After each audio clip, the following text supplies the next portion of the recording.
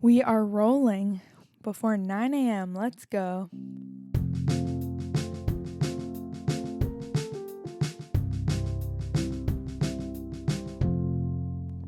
Hello, welcome back to Human to Human. I'm your host, Jessica Jane, and this is our first episode of 2025. And I have a new idea of how I can show up on Human to Human semi-consistently without burning myself out, because boy, do I have a lot going on lately. So my idea is at the end of each month, doing a little recap. If you follow Claudia Salewski on YouTube, this is like very inspired by her. She, at the end of every month, posts like a vlog compilation of all the different moments that happened in that past month. And I feel like it's a really cute way to just reflect on all the things that happened. And I more want to talk about what I've learned, the things I've experienced, the biggest takeaways from that month, what I think could be inspiring to you, and then talk about what I'm looking forward to for this next month, because 2025 has started and not stopped. It has been such a full month. My life has completely changed in the last month of 2024, coming into 2025. There's a lot happening and I'm learning and growing so much, and I really, really want to share it. And I want to share it in a way that isn't, podcasts, you have to post every single week, blah, blah, blah. That's not happening right now in my life. Eventually, hopefully, I will be showing up again weekly. But right now, let's just have a chat once a month. So it is the beginning of February, and January, yes, it did feel like a long month for me. I was talking to a friend the other day, and she was like, what is with everyone talking about January being so long? And it's very much, I feel like, because it's still so dark out. I'm looking outside right now. It's super gloomy. It's after Christmas. We don't really have a lot to look forward to anymore. But I am grateful I have so much going on, because it's making it so that I can't really dwell on the fact that it's really winter and cold and tough outside, because my mind is in so many other places. If you've been following for a long time, you may be seeing on my Instagram at Human to Human Pod, I have transitioned into 2 new jobs. I'm not going to get super into what I'm doing in those jobs. Follow me, you will see. But I am running social media and hosting community events for an incredible tea company called Habit. I've followed Eamon and Beck, the founders, who are YouTubers, for a long time. And it's fun. I actually started working with my partner. He is shooting content with me on the street. We're doing street interviews. So that's been a huge change and a huge learning curve. I've felt so challenged in that role, which I've been needing in my life. I've definitely been missing just being really challenged in my career. And then my second job, yeah, I have no chill, is working at Othership, a sauna cold plunge space in Toronto. It is a place I've gone to many, many times as a journeyer, a customer. I've gone and just absolutely loved it. And I've always felt that call that I want to guide there. So I facilitate classes every other Sunday. It's called Feel Good Now. It's such a good vibe. It feels like such a right time to post this episode too, because I've officially finished my training for Othership, which was a 2-month, very intense training on top of working full time. I didn't have a personal life for a hot minute. I feel like I'm just starting to get my personal life back. But I feel very, very fulfilled to be meeting so many people, being part of so many different communities now. Before this, I was absolutely loving and fulfilled by my previous job working for the amazing Building Bridges psychotherapy therapy practice as their marketing manager. But I was alone 95% of the time, because we would have company events, but only once a quarter. And I would go into the office once in a while. But think about it, therapists are in session. They're not there to chit chat with the marketing manager.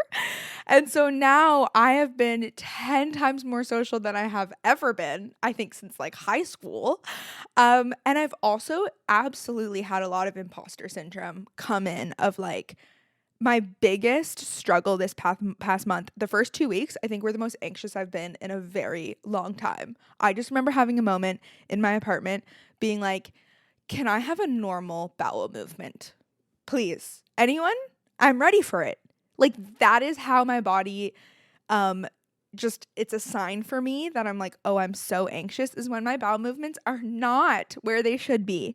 And I just felt so exhausted at a certain point of like, okay, I can't keep feeling this like anxious, wild energy in my body. But that's what's bringing me now to my biggest lesson of January is that I am in control of that. My mind is creating that, and I can take that and be like, we're going to channel that somewhere and we're going to flip the script. And it took me quite a while to realize this. And now it's amazing because I'm reading Dr. Joe Dispenza's book, You Are the Placebo. And it's like, whoa, this is proving everything that I've just been learning in the past 2 weeks. But recently I went to my therapist. This is a therapist I've been working with since the summer. I didn't see her for all of December. She took it off. Slay girl. Take your time off. But I was like, I really need to see her. Like, this is tough. So I went and saw her. And I had been feeling actually pretty good for a couple days leading up to seeing her. It was like a week before when I booked it that I wasn't feeling good. So I went to see her. And then the subway got like closed, and then I had to like run there, and I was all frazzled, and I showed up and I was just crying about how anxious I am. And then I went home, and then I was having like a pity party, and then I was talking to Josh, my boyfriend, and eventually I love him. He gives me the most perfect amount of tough love. We had this point where I was like, wait, like he was like, weren't you feeling good today? And that doesn't mean therapy doesn't work if you're feeling good today. But I had realized I'm such a huge therapy advocate, and this is not me saying I think therapy doesn't work, but I just think that particular therapy session for me, it was the first one in a while that I really didn't feel good after leaving. And I felt like I went and I just sat in my anxiety and had a pity party, and nothing changed. And I feel like that's what I've been doing for a while, is just sitting in this anxious feeling and not taking action. So I had this wonderful FaceTime with my boyfriend after this therapy session, and I had to be like, wait, I control this. And he was like, you are literally in control of this. You have to choose to think differently. And this is a new concept for me, I feel like, because I don't know, I have always like tracked my cycle. And so today, for example, I'm like, I've been feeling tired. I've been feeling down. I feel like it's harder to function in my life when I'm in my luteal phase, when I'm going to get my period soon. I just feel very angry. When I worked at Othership on Sunday, I felt like my energy was low. But I was like, no, you decided you wanted to record a podcast episode today. You're so excited to like put something out there for human to human. This is me being like, make sure you're still prioritizing yourself, even though you have wonderful jobs. Like, you still need to make sure you're filling your own cup, and human to human does fill my cup. So I got out of the shower and I was like, no, I am going to do a breath work. And I did a 5-minute breath work, and it really, really, really helped my mood. And it really, really helped me turn things around. And who knows, maybe I'll get off of this and I'll be in a bad mood, or I'll feel a little lower energy. That's okay. But taking steps to be like, no, I don't have to feel this way. I don't need to sit and wallow in this. And I'm going to take action to shift this is such a power move. And don't get me wrong, I think it's extremely important to feel your feelings, to cry. Sometimes I look at my boyfriend and I'm like, I'm gonna cry right now. And he's like, okay, cry. I'm like, but I don't want to cry. And he's like, cry. And after, even if it's 3 tears, my cries give me clarity. So I'm not saying don't feel your feelings. Cry when you need to cry. Yesterday I cried, and then I had a whole epiphany, and I was like, perfect, this is what needs to be done to help how I'm feeling about this. But just taking that moment when you're realizing, okay, this is going too far, I'm self-pitying too much, time to get the fuck up and fix this, that is revolutionary, truly.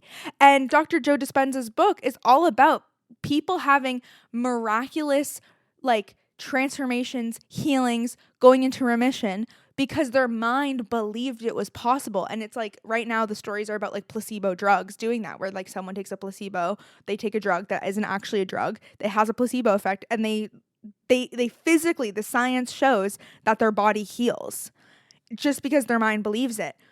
So this is just all reinforcing this big lesson that I'm working really hard on, is you are in control of your mind. So let's flip the script. I have gone through the biggest change, honestly, in this past fucking year. I was talking to my roommate and she was like, Jess, I don't think you've had any stability. She didn't say it like this actually at all. But she was like, this has been a really big year of change for you. And I was like, yes. The summer was my lowest point, and I guess we'll go into what is coming up this next month. I'll still talk a little bit about my January reflections, but this feels like a perfect transition into what is happening in February. How am I going to be getting some of this stability? What does that look like? So it's been a year since my roommate and I moved to our apartment in Toronto. If you've known me for a long time or you've listened for a long time and you're feeling the pause of this, I'm going to give you a second. Guess what's happening? My lease is ending. What do you think I'm doing? I'll give you a hint. It's a pattern and it's something I have done before many times.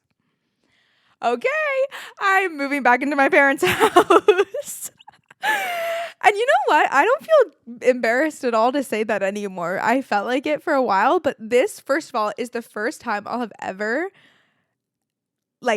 completed a full lease. And I'm very proud to say that. Also, this is the third time I've lived in downtown Toronto. And 3 times has taught me that this city is not for me.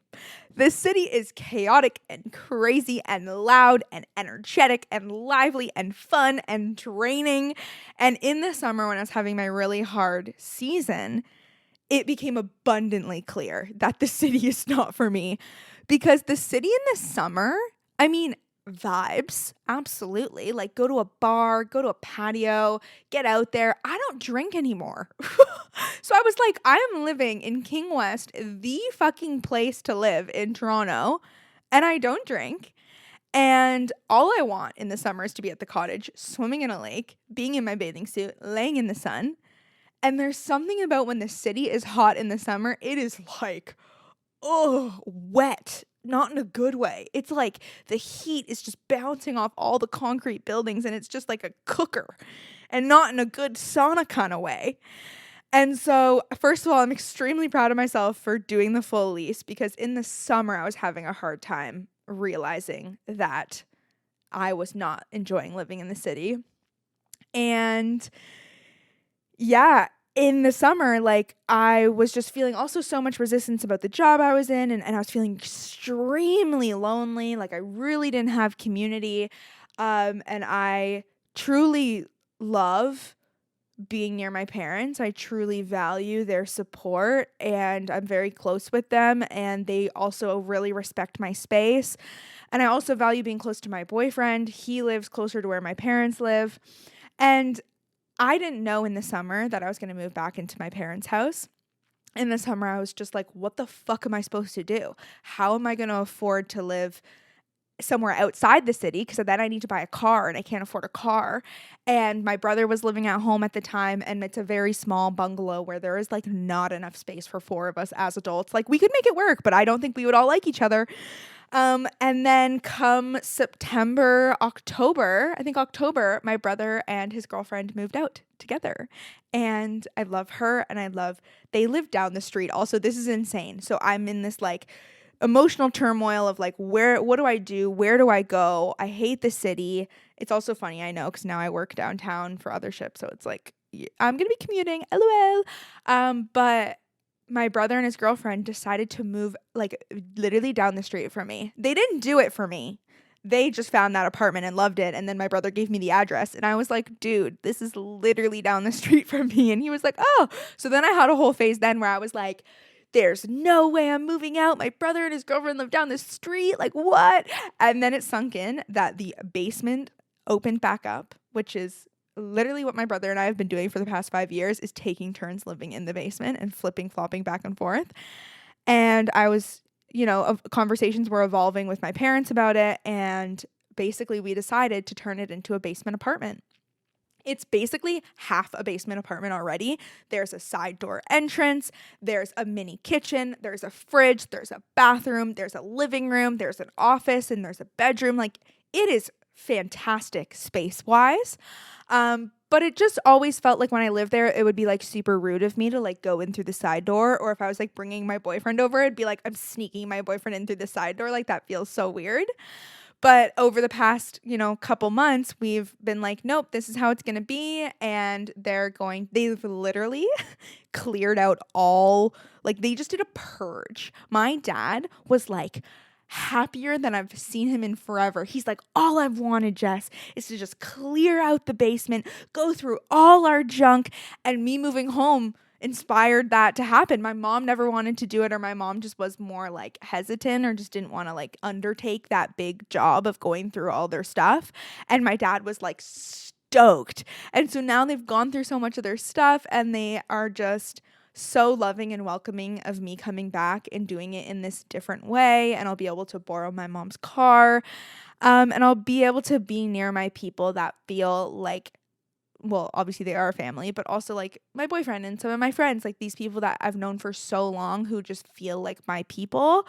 I'm just like, I feel like I can breathe easy. But it's funny because I've had this belief before where I think moving out solves all your problems, which is not true.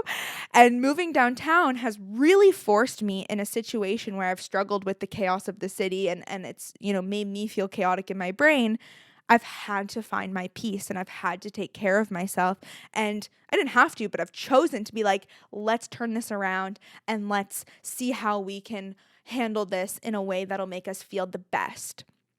And I really want to take that lesson and bring it home with me when I move back in with my parents of like, no, there are still going to be hardships here. Living in a basement is hard, especially in the winter.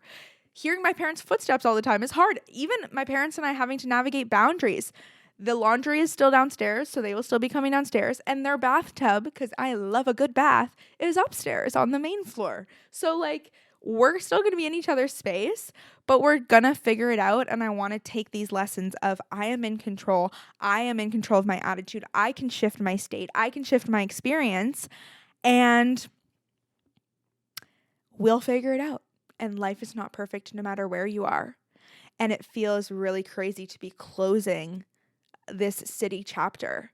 And I've chatted a lot with my roommate about it and we're amazing. People always are like, are you guys okay? Are you guys staying friends? We're staying friends. She totally understands. We both were going through a hard time in the summer and she really saw how I was like, oh, the city, oh. And I've talked to her about like, this not only is a city I've lived in as an adult, but it's also where I went to university. So it's funny to talk to her about this and be like, this is also, I guess, my university town. And so I'm closing the chapter on, 18-year-old Jess moved into the city and loved it. This was pre-COVID. I was like rocking and rolling down the street, but COVID changed a lot and we changed a lot as people. And I am so excited to step out of my house and just hear nothing. I just want to hear birds and quiet things. And I sure gave it the old college try. I mean, coming and moving into the city 3 different times in my life. And I also lived in Vancouver for a season. And so I have moved out and moved back into my parents' house so many times. But clearly I keep coming back to it because it really is home to me. And it really is a place that I feel safe. And I feel like I can fully let go and rest. And I want to save some money. So I'm super pumped about that. And it is like 2025 for me has been feeling like a year of elevation. I didn't know I was going to say it like that, but I feel like I'm elevating my look. Like, look at this tracksuit if you're watching this on video. I'm wearing a matching blue purpley set. It matches my water bottle. My nails match this. I want to dress more colorful. I have been struggling a lot with acne over the past year. I mean, there's been a lot of change. There's been a lot of stress, new air quality, crappier air quality, different water, different anxiety levels. So I think my acne's been something I've been really trying to figure out. And so I feel like it's slowly getting better. And that's been feeling really good this year. And also movement. I want to talk about how do you shift the mindset?